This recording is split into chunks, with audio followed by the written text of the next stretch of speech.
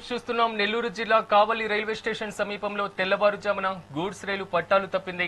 నిజామాబాద్ నుంచి రేణిగుంట వెళ్తున్నటువంటి ఖాళీ పాల ట్యాంకర్ల గూడ్స్ లూప్ లైన్ నుంచి మెయిన్ లైన్లోకి మారుతుండగా తెల్లవారుజామున 4 గంటల 10 నిమిషాల సమయంలో 3 బోగీలు పట్టాలు తప్పాయి. లోకో పైలట్ చాకచక్యంగా రైలును నిలిపివేయడంతో పెను ప్రమాదం తప్పింది. ఈ ఘటనతో ట్రాక్ దెబ్బతినడమే కాకుండా రైళ్ల రాకపోకలకు స్వల్ప అంతరాయం ఏర్పడింది. రైల్వే అధికారులు ప్రస్తుతం యుద్ధ ప్రాతిపదికన ట్రాక్ పునరుద్ధరణ పనులను చేపడుతున్నారు.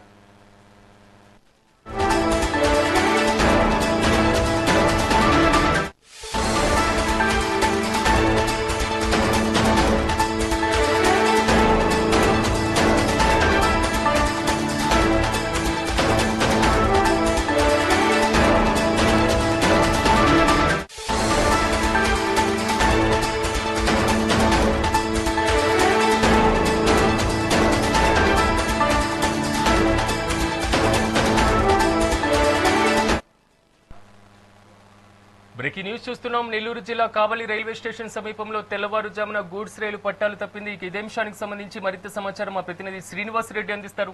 శ్రీనివాసరెడ్డి, చెప్పండి, ట్రాక్ పునరుద్ధరణ పనులు ఎక్కడి వరకు వచ్చాయి? రైళ్ల రాకపోకలకు అంతరాయం ఏర్పడిందా? ప్రధానంగా విజయవాడ, చెన్నై ప్రధానంగా ఉన్నటువంటి రైల్వే ట్రాక్ కాబట్టి రద్దీ ఎక్కువగా ఉంటుంది. అక్కడ ఉన్నటువంటి పరిస్థితి ఏంటి? పూర్తి అప్డేట్స్ ఏంటి? నెల్లూరు జిల్లాలో ఈ రోజు తెల్లవారుజామున భారీ ప్రమాదం తప్పింది అని చెప్పుకోవచ్చు. అయితే కావలి రైల్వే స్టేషన్ లో ఇవి తరచుగా జరుగుతున్న సంఘటనలే అధికారులు దీనిపైన సీరియస్ గా తీసుకోవాల్సిన అవసరం ఉంది. ఈ రోజు ఉదయం తెల్లవారుజామున 4 గంటల 10 నిమిషాలకు ఈ యొక్క రైల్లోని 3 బోగీలు పట్టాలు తప్పడంతో పెద్ద ప్రమాదం సంభవించవలసింది. కానీ డ్రైవర్ చాకచక్యంగా వ్యవహరించి కనుగొనడంతో పెద్ద ప్రమాదం తప్పిందని చెప్పుకోవచ్చు. దీనివల్ల ముఖ్యంగా ఇటు హైదరాబాద్ తిరుపతి, అదేవిధంగా విజయవాడ తిరుపతి, చెన్నై ఇలాంటి ముఖ్యమైన రహదారి కాబట్టి మధ్యలో నెల్లూరు మెయిన్ ప్లేస్ కాబట్టి చాలా ట్రైన్స్ వస్తుంటాయి. చాలా ఎక్స్ప్రెస్లు, ఎక్కువ స్పీడ్ గా వచ్చే రైల్స్, అదేవిధంగా వందే భారత్ అనే ట్రైన్ కూడా వచ్చే అవకాశాలు ఉండటంతో అధికారులు అప్రమత్తంగా వ్యవహరించారు. లేకపోతే పెద్ద ప్రమాదమే జరుగుండదని చెప్పుకోవచ్చు. నెల్లూరు జిల్లా కావలి రైల్వే స్టేషన్ సమీపంలో గురువారం అంటే తెల్లవారుజామున గూడ్స్ రైలు పట్టాలు తెప్పింది. నిజామాబాద్ నుండి రేణిగుంటకు వెళుతున్న ఖాళీ పాల ట్యాంకర్ల గూడ్స్ రైలు ఇది. కావలి రైల్వే స్టేషన్ సమీపంలో లూప్ లైన్ లో ఒక 1 అవర్ ఉండే తర్వాత లూప్ లైన్ నుండి మెయిన్ లైన్ లోకి మారుతుండగా ఈ ప్రమాదం చోటు చేసుకుంది. తెల్లవారుజామున సుమారు 4 గంటల 10 నిమిషాల ప్రాంతంలో ఈ ప్రమాదం జరిగిందని చెప్పుకోవచ్చు. రైలులోని 3 బోగీలు పట్టాలు తప్పడంతో ట్రాక్ బాగా దెబ్బతింది. వెంటనే అప్రమత్తమైన లోకో పైలట్ చాకచక్యంగా రైలును నిలిపివేయడంతో పెద్ద ప్రమాదం తప్పిందని చెప్పుకోవచ్చు. ఈ ఘటనకు కారణంగా ఆ మార్గంలో ముఖ్యంగా విజయవాడ, తిరుపతి, చెన్నై, అదేవిధంగా హైదరాబాద్, తిరుపతి, చెన్నై ప్రధాన రహదారి కాబట్టి ఆ మార్గంలో రైలు రాకపోతే చాలా అంతరాయం ఏర్పడింది.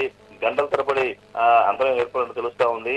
సమాచారం తెలుసుకున్న వెంటనే రైల్వే అధికారులు ఒకటా సంఘటన స్థలంలో చేరుకున్న ట్రాక్ పునరుద్ధరణ పనులు చేస్తున్నారు. ఏదేమైనా కానీ ఈ ఏరియాలో ఇటీవల కాలంలో కూడా ఇలాంటి రైలు పట్టాలు తెచ్చిన సంఘటనలు చాలా జరిగాయి. అధికారులు ఇకనైనా అప్రమత్తంగా ఉండి ఇక్కడ చూడవలసిన పరిస్థితి ఉంది. ఇప్పటికే మనం రాష్ట్రంలో, దేశంలో చూస్తున్నాము, దారుణమైన సంఘటనలు కనిపిస్తా ఉన్నాయి. ఎన్నో చోట్ల ఇలాంటి ఇలా రైలు పట్టాలు తప్పడంతో ప్రమాదం జరిగి 100ల సంఖ్యలో చనిపోయిన సందర్భాలు కూడా ఎన్నో ఉన్నాయి. అలాంటప్పుడు అధికారులు కాస్త జాగ్రత్తగా ఉండవలసిన అవసరం ఉంది. నిరంతరం ఈ యొక్క రైల్వే ట్రాక్ ను గమనిస్తూ ఈ యొక్క సిబ్బంది అప్రమత్తంగా ఉండవలసిన అవసరం ఎంతైనా ఉంది. ఈ రోజు కానీ ఈ యొక్క పట్టాలు తెప్పిన రైలును కానీ లోకో పైలట్ కానీ గమనించకపోయి ఉంటే ఇమ్మీడియట్ ఒక హాఫ్ అన్ అవర్ లోనే ఇటు చాలా రైలు కూడా తిరుమలకి వెళ్లే ప్రధాన మార్గం కాబట్టి ఇక్కడ నెల్లూరు రైల్వే స్టేషన్ మీద వెళ్ళాలి కాబట్టి ఈ యొక్క విజయవాడ నుంచి వచ్చే రైల్స్, అదేవిధంగా హైదరాబాద్ ముఖ్యమైన నగరాల నుంచి రైళ్లని కూడా వయా నెల్లూరు జిల్లా కాలంలో నెల్లూరులో జరుగుతున్నటువంటి ఈ వరుస ఘటనలు మాత్రం కొంతవరకు ప్రకంపన రేపుతున్నటువంటి పరిస్థితి కనబడుతుంది. దీని మీద స్టేషన్ సిబ్బంది ఏమైనా స్పందించారు? రైల్వే బోర్డు కానివ్వండి చెప్పిందని ఖచ్చితంగా చెప్పుకోవచ్చు. యూనివర్సిటీ మధ్య కాలంలో కావలి, మరీ ముఖ్యంగా నెల్లూరు ప్రాంతాల్లో జరుగుతున్నటువంటి ఘటనలు కొంతవరకు ప్రకంపనలు రేపుతున్నటువంటి పరిస్థితి కనబడుతుంది. ప్రధానమైనటువంటి మార్గం కూడా అదే ఉన్నటువంటి సిచ్యువేషన్ కాబట్టి దీని మీద రైల్వే అధికారులు కానివ్వండి, స్టేషన్ సిబ్బంది కానివ్వండి ఏమైనా స్పందించారో?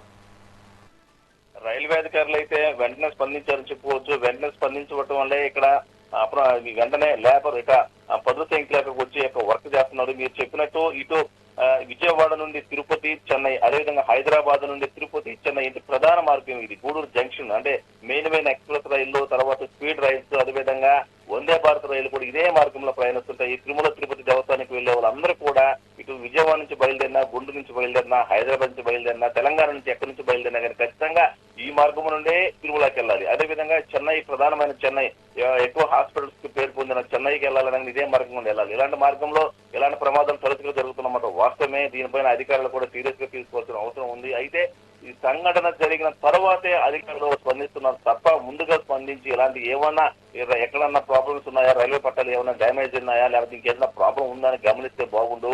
ఎందుకంటే ఇది ప్రధాన మార్గం కాబట్టి వందల సంఖ్యలో రైళ్లు వస్తుంటాయి, రావడం కూడా విపరీతమైన స్పీడ్ తో వస్తుంటాయి. కాబట్టి అలాంటి స్పీడ్ లో వచ్చినప్పుడు కానీ రైలు కానీ పట్టాలు కానీ తప్పిందంటే ఇక మనం ఆ సంఘటన ఊహించుకోలేము. ఎందుకంటే అంత దారుణమైన సంఘటనలు జరుగుతాయి రాష్ట్రంలో, దేశంలో. ఇదివరకే నిన్న కూడా చూసాము, ఒక చోట ఇక ట్రైన్ వర్క్ చేస్తూ 30 మంది పాపం చనిపోయారు. అదేవిధంగా అలాంటి సంఘటనలు జరగకుండా ఉండాలంటే రైల్వే అధికారులు ఇకనైనా కానీ సీరియస్ గా తీసుకోవాల్సిన అవసరం ఎంతైనా ఉంది.